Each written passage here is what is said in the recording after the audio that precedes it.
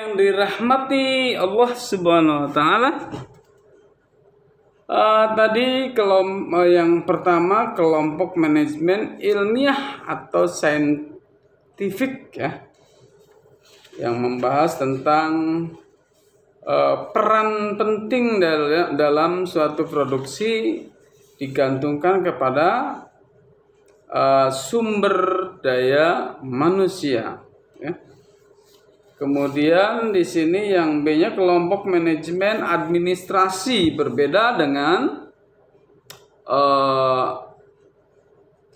dalam kelompok mengenai manajemen ilmiah atau saintifik ya.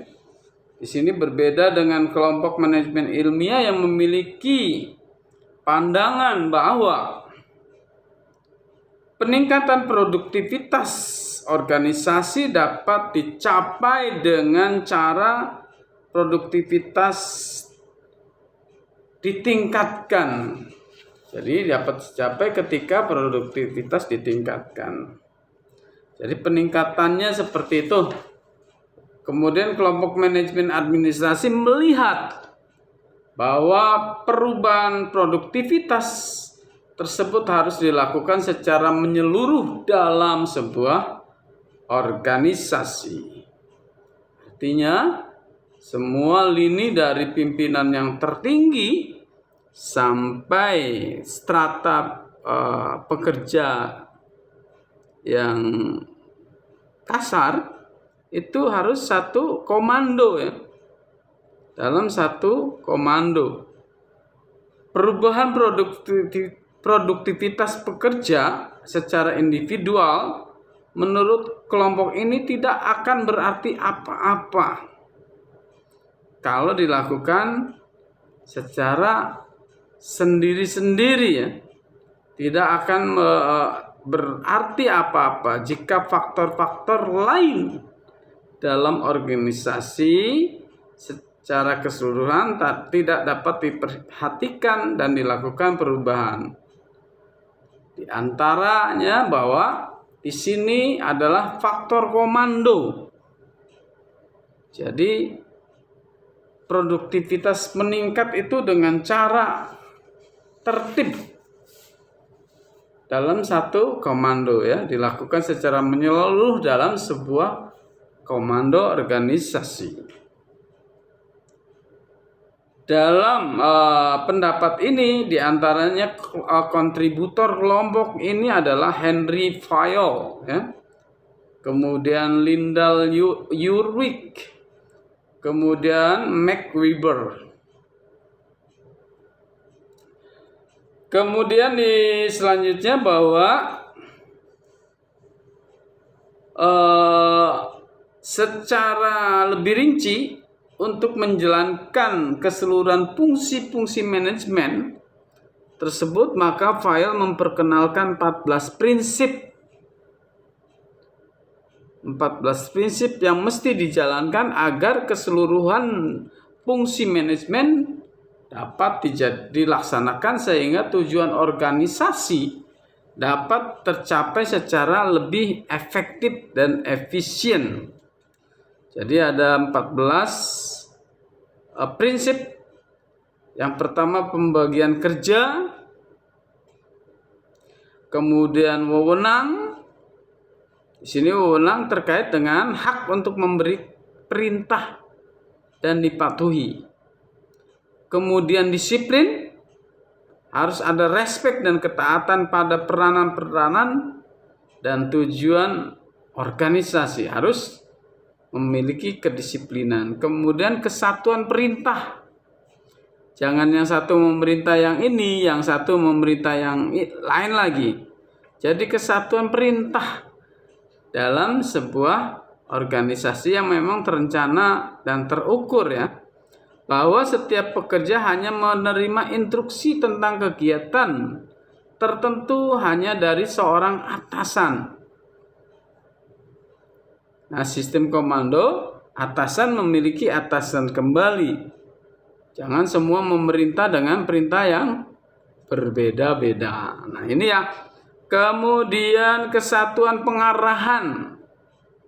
kesatuan pengarahan dalam kegiatan operasional dalam organisasi yang memiliki tujuan yang sama, ya, harus diarahkan oleh seorang manajer dengan penggunaan satu perencanaan yang matang. Jadi itu ya. Kemudian meletakkan kepentingan perseorangan di bawah kepentingan umum. Jadi mendahulukan kepentingan umum, ya. Meletakkan kepentingan perseorangan di bawah kepentingan umum. Kepentingan perseorangan harus diupayakan agar senantiasa di bawah kepentingan organisasi. Jadi satu tujuan, satu arah, kemudian satu komando. Artinya prioritas harus didahulukan untuk kepentingan bersama daripada kepentingan pribadi. Jadi mendahulukan kepentingan yang sifatnya bersama, umum, ya. Kemudian di sini balas jasa, kompensasi untuk pekerjaan yang dilaksanakan harus adil baik bagi karyawan maupun bagi pemilik. Harus adil. Ketika perusahaan memiliki keuntungan yang besar, tentu pekerja itu memiliki kompensasi. Kompensasi artinya ada reward yang akan diberikan, sehingga menimbulkan semangat bagi para pekerja. Kemudian sentralisasi, adanya keseimbangan antara pendekatan sentralisasi dengan desentralisasi. Jadi harus ada sentralisasi dalam satu perusahaan. Kemudian garis wewenang, adanya garis wewenang dan perintah yang sangat jelas. Kemudian order, sumber daya organisasi termasuk sumber daya manusianya merupakan satu kesatuan. Manusia jangan hanya dianggap sebagai mesin penggerak, tetapi harus dianggap sebagai sumber daripada salah satu sumber daripada organisasi.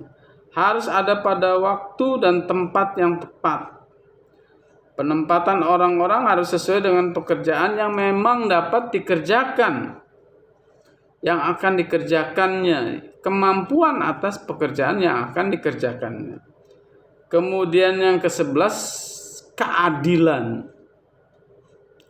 Perlakuan dalam organisasi harus sama dan tanpa ada diskriminasi satu dengan yang lain. Tetapi reward diberikan bagi mereka yang memiliki prestasi melebihi standar yang ditentukan oleh perusahaan. Kalau itu akan membuat semangat bagi pekerja yang tidak berprestasi untuk berprestasi. Karena ketika kita berprestasi akan dapat reward, akan dapat kompensasi, akan dapat insentif yang lebih. Nah, itu ya. Kemudian ini, jadi keadilan perlakuan dalam organisasi, stabilitas staf dalam organisasi, stabilitas. Harus ada kestabilan dalam organisasi. Jangan sebentar-sebentar diganti pimpinannya, sebentar-sebentar diganti manajernya, sebentar-sebentar diganti. Nah, ini harus stabil, ya. Kemudian ada inisiatif. Setiap pekerja harus memiliki atau diberi kesempatan untuk mengembangkan dirinya dan diberi kebebasan untuk merencanakan dan menjalankan tugasnya secara kreatif. Jadi pengembangan diri bagi pekerjaan itu harus rutin dilaksanakan. Jadi peningkatan kualitas daripada pekerja harus direncanakan dan diutamakan, ya. Kemudian di sini semangat core kebersamaan, semangat kebersamaan. Semangat kebersamaan apabila 13 poin yang ada di atas dijalankan. Tidak ada diskriminasi, ada keadilan, kemudian sentralisasi, kemudian wewenang, kemudian disiplin dan sebagainya. Jadi hal itu yang akan membuat suatu organisasi perusahaan menjadi maju.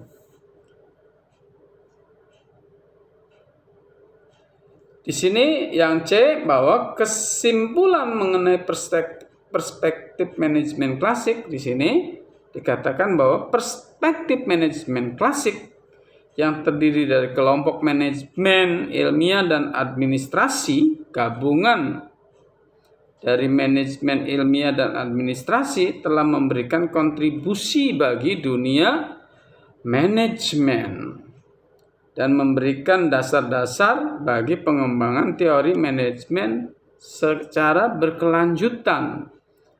Jadi ini fondasi yang akan meletakkan dasar-dasar dari manajemen, perubahan-perubahan manajemen ke arah yang berkelanjutan. Di antara kontribusi yang berharga adalah mengenai spesialisasi pekerjaan. Jadi pekerjaan itu harus spesial, dimiliki oleh orang yang memiliki keahlian skill dalam pekerjaan tersebut. Jadi studi mengenai massa dan beban kerja dan metode ilmiah mengenai kegiatan manajemen secara ringkas terpresentasikan melalui apa yang kita kenal sebagai fungsi manajemen. Fungsi manajemen. Adik-adik yang dirahmati Allah Subhanahu wa taala, kemudian yang kedua, kelompok kedua adalah perspektif manajemen perilaku. Tadi kelompok Yang pertama adalah kelompok pertama perspektif manajemen klasik. Dan yang kedua adalah kelompok kedua adalah perspektif manajemen perilaku. Perilaku ini terkait dengan berbagai macam yang mengarah pada pelaku-pelaku daripada dalam etika maupun dalam karakter, ya. Sebagaimana dikemukakan di atas, salah satu kelemahan perspektif manajemen klasik adalah belum masuknya faktor manusia sebagai faktor penting dalam manajemen dan organisasi. Jadi di dalam manajemen klasik bahwa belum memasukkan faktor manusia sebagai sesuatu yang penting dalam manajemen dan organisasi. Di sini perspektif manajemen klasik lebih cenderung melihat organisasi sebagai sebuah mesin. Melihat organisasi menjadi sebuah mesin dan manusia adalah bagian dari mesin tersebut, ya. Jadi manusia atau tenaga kerja merupakan bagian dari bensin atau komponen mesin yang lain yang mendukung gerak daripada mesin agar dapat bekerja dengan baik. Jadi posisi manusia, posisi pekerja dimasukkan ke dalam kaitannya dengan mesin, komponen-komponen mesin. Jadi belum faktor penting dalam manajemen dan organisasi. Peran manajemen bagi kelompok manajemen klasik lebih kepada bagaimana manajer dapat melakukan kontrol agar kerja mesin tersebut tetap bekerja dengan baik. Jadi manajemen hanya melakukan sebuah kontrol pada pekerja agar melakukan pekerjaan dengan baik. Tugas manajer bagi kelompok manajemen klasik di sini adalah untuk melakukan kontrol atas para pekerja melalui standarisasi perilaku individu pekerja. dan menyesuaikan dengan mekanisme kerja organisasi secara keseluruhan. Artinya, di situ manusia atau buruh atau pekerja hanya sebagai bagian daripada mesin. Maka di sini ada perbedaan dalam pandangan kelompok kedua, perspektif manajemen perilaku. Dalam perspektif manajemen perilaku, di sini justru menekankan pada pentingnya manajemen memperhatikan perilaku dan kebiasaan individu manusia, kebiasaan individu daripada pekerja yang terdapat dalam sebuah organisasi, dan pentingnya pula manajemen melakukan perubahan perilaku dan kebiasaan manusia yang ada dalam organisasi agar organisasi dapat berjalan dengan baik. Jadi dalam manajemen perspektif manajemen perilaku di sini menekankan pentingnya manajemen memperhatikan perilaku dan kebiasaan individu daripada pekerja yang terkait untuk meningkatkan, untuk membangkitkan, untuk menilai, untuk mengukur pentingnya manajemen melakukan perubahan perilaku ke arah yang lebih baik, ya. Salah satunya apa? Salah satunya barangkali terkait dengan prinsip-prinsip daripada teori-teori manajemen yang ada di dalam teori manajemen klasik. Perspektif manajemen perilaku banyak dipengaruhi oleh konsep-konsep psikologi yang diaplikasikan dalam sebuah industri. Jadi mengukur, makanya ada dalam setiap perusahaan modern, ya, ada ketika merekrut karyawan itu ada tes psikologi, tes kejiwaan untuk mengukur perilaku calon-calon pekerja dalam sebuah perusahaan. Sini yang diaplikasi perspektif manajemen perilaku banyak dipengaruhi oleh konsep-konsep psikologi yang diaplikasikan dalam sebuah industri. Tidak heran di antara kontributornya adalah seorang psikolog, seorang yang ahli ilmu jiwa, ya, seorang psikolog. Di sini kontributor daripada manajemen perilaku itu seorang psikolog Jerman bernama Hugo Mansberg, ya. Mansberg juga dikenal sebagai bapak dari ilmu psikologi industri. Pentingnya sebuah psikologi dalam industri, karena keterkaitan bahwa pekerja itu ada keterkaitannya dengan hasil daripada produksi. Kemudian di sini di dalam ini teori perspektif manajemen perilaku itu ada urutan yang D. Di sini The Hawthorne Studies. Salah satu kontribusi berharga dalam dunia manajemen adalah apa yang telah dihasilkan oleh studi yang dilakukan di perusahaan Western Electric, ya, atau dikenal sebagai The Hawthorne Studies atau studi Hawthorne. Studi ini disponsori oleh perusahaan besar General Electric dan dilakukan oleh Elton Mayo dan rekan-rekannya. Studi ini terdiri dari 2 eksperimen Yang pertama dilakukan bagi kelompok pekerja yang memperoleh manipulasi. Kelompok pekerja yang memperoleh manipulasi atas penerangan di tempat kerjanya. Memperoleh manipulasi atas penerangan di tempat kerjanya. Sedangkan eksperimen kedua dilakukan bagi kelompok pekerja yang memasang telepon di bank-bank. Eksperimen pertama dilakukan sebagai berikut.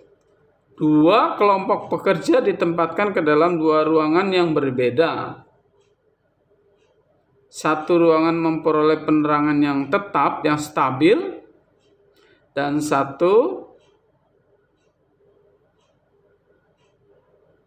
adapun ruangan lainnya di mana kelompok pekerja lain ditempatkan mengalami eksperimentasi dengan mendapatkan penerangan yang berubah-ubah. Ini adalah sebuah eksperimen ya adik-adik. Bagaimana perilaku daripada pekerja di mana ada satu kelompok pekerja dengan penerangan yang tetap dan satu kelompok pekerja di mana ada penerangan yang berubah-ubah. Apa yang hendak dicapai dari sebuah eksperimen ini? Hasil akhir dari eksperimen ini barangkali nanti secara psikologi dapat diukur ya. Dapat diukur pengaruh apa? Pengaruh daripada sebuah perubahan tentu akan mempengaruhi perilaku daripada individu pekerja itu sendiri. Eksperimen kedua dilakukan terhadap 9 orang pekerja yang bertugas untuk memasang sambungan telepon di bank yang lokasinya berbeda-beda. Setiap pekerja akan diberi insentif yang lebih jika mampu memasang sambungan telepon lebih banyak. Nah, ini eksperimen kedua adalah melakukan satu kelompok untuk memasang saluran telepon di bank-bank, di mana setiap individu, setiap karyawan yang yang memasang banyak saluran telepon akan diberi insentif lebih. Nah, ini juga suatu bentuk daripada eksperimen perilaku dari sebuah eksperimen yang dilandaskan pada psikologi ya.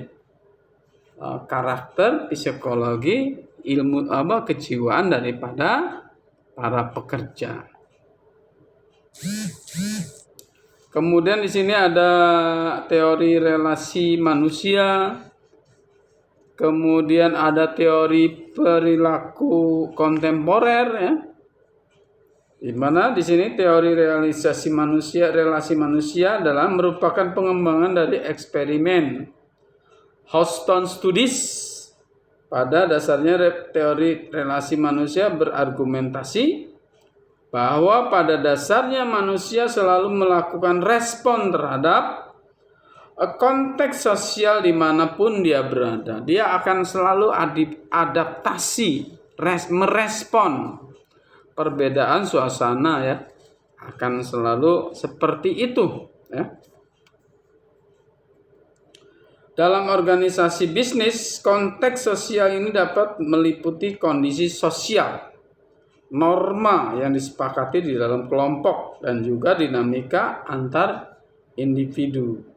Asumsi dasarnya adalah digunakan dalam teori ini adalah bahwa perhatian manajer atau pimpinan terhadap bawahannya akan meningkatkan tingkat penerimaan dan sekaligus tingkat kepuasan dari bawahan.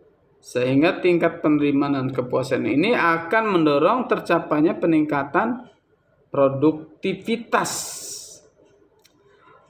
Kemudian teori perilaku kontemporer ya. Kontemporer ini terkait dengan suatu perubahan ke masa kinian, temporer. Kontemporer, bukan temporer, kontemporer. Teori relasi manusia yang telah dikenalkan oleh Fayol dan kawan-kawan telah memberikan kontribusi terhadap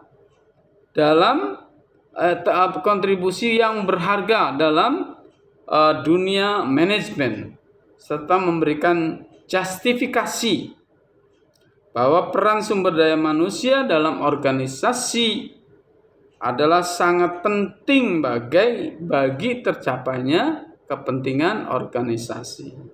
Jadi peran dari manusia itu akan mempengaruhi sukses atau tidaknya dari sebuah tujuan organisasi. Kemudian kelompok yang ketiga adalah perspektif manajemen kuantitatif. Kelompok ketiga dalam melakukan pendekatan studi manajemen adalah perspektif manajemen kuantitatif, yaitu perspektif yang mulai tumbuh dan berkembang setelah Perang Dunia Kedua. Dalam peperangan yang terkait dengan Amerika Serikat dan Inggris, para petinggi militer mereka memerlukan para pekerja pemerintah dan ilmuwan untuk memberikan masukan bagaimana agar penggunaan sumber daya militer dapat digunakan secara lebih efektif dan efisien. Artinya kuantitatif mengukur secara barometer yang tepat. Perspektif kelompok ini melakukan adopsi pendekatan matematika dalam menjalankan prinsip-prinsip manajemen terlebih dahulu, sebagaimana misalnya telah diperkenalkan oleh Frederick W. Taylor dan diterapkan dalam pengendalian bahan logistik militer Amerika. Bahwa di sini kuantitatif yang menunjukkan bahwa perhitungan-perhitungan yang seperti apa, perhitungan-perhitungan yang tepat dalam kaitannya dengan efisiensi. Di dalam contohnya di sini di dalam dunia militer. Kemudian perspektif manajemen sains. Tentu manajemen ini adalah bagian daripada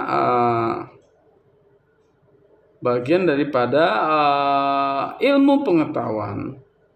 Penggunaan istilah manajemen sains ini agak mirip dengan manajemen saintifik, sebagaimana telah diterangkan di muka dengan memperkenalkan salah satu kontributornya adalah Frederick Winslow Taylor. Akan tetapi perlu dicatat di sini adik-adik bahwa perbedaannya bahwa perspektif manajemen sains di sini lebih menekankan pada penggunaan model matematika pada dasarnya merupakan representasi dari sebuah sistem. Menggunakan matematika merupakan sebagai representasi dari sebuah proses, dan hubungan antara sub dasarnya merupakan subsistem dan dalam sebuah sistem tersebut, sehingga bisa disimpulkan bahwa perspektif ini mencoba menjelaskan realitas dalam kegiatan manajemen organisasi melalui sebuah model sebuah contoh. Di antara model atau di antara contohnya adalah penerapan perspektif manajemen sains dengan menggunakan model matematika. Adalah sebagaimana dilakukan oleh Bank of England ketika mereka menentukan berapa banyak jumlah teller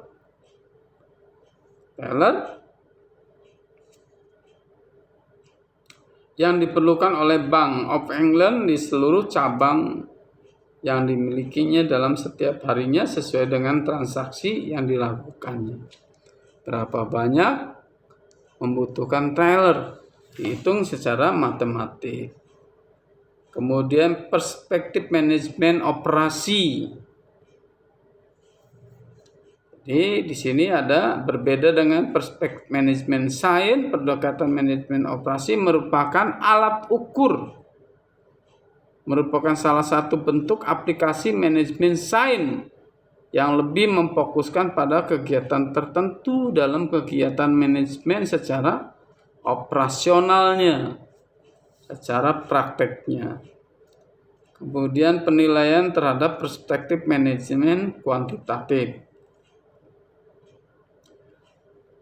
Di sini sebagaimana pendekatan manajemen lainnya, perspektif manajemen kuantitatif yang dapat diukur secara matematik telah memberikan kontribusi berharga bagi peningkatan produktivitas organisasi, terutama yang terkait dengan model pengambilan keputusan dan peningkatan efisiensi yang bisa diukur secara matematik, yang dituangkan dalam sebuah angka-angka, ya. Sehingga tujuannya adalah untuk mendapatkan efisiensi dari sebuah produk. Kemudian di sini ada teori manajemen kontemporer. Tadi teori perilaku kontemporer. Yang keempat adalah teori manajemen kontemporer, di mana apa yang dihasilkan pada beberapa waktu lalu telah memberikan kontribusi berharga bagi perkembangan dunia manajemen. Adik-adik yang dirahmati Allah Subhanahu